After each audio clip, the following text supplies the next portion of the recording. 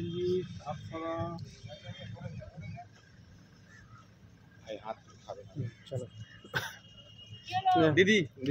আবার কি বলে রাখো তো তোমরা কি ভবিষ্যতে কাজ করবে না সবাই কি হ্যাপি নিউ ইয়ার दीदी ভাইরাস নিয়ে কিছু অত চিন্তা করো না চিন্তা করার কোনো কারণ নেই যখন চিন্তা করার কারণ হবে আমরা বলবো সিএস আজকেই মিটিং নিয়েছে সেক্রেটারি ওখানে থাকাকালীন এবং গতকালেও সন্ধ্যাবেলায় মিটিং নিয়েছেন আজকেও মিটিং নিয়েছে আমরা আমাদের দিক থেকে এটা মারাত্মক কিছু নয় যতটুকু আমরা এখনো পর্যন্ত যেটা জেনেছি সুতরাং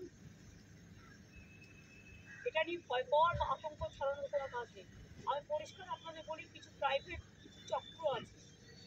যারা টাকা কামাবার জন্য একটু জন্মের ভয় দেখে ন্যাচারাল এটাকে আনন্যাচারাল করে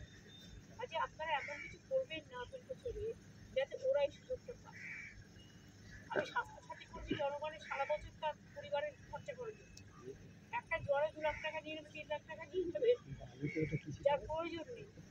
সেটা তো ঠিক না দিদি বর্ষিয়ান কংগ্রেস নেতা প্রদীপ ভট্টাচার্য বলেছেন ঠিক বলেছে ঠিক বলেছে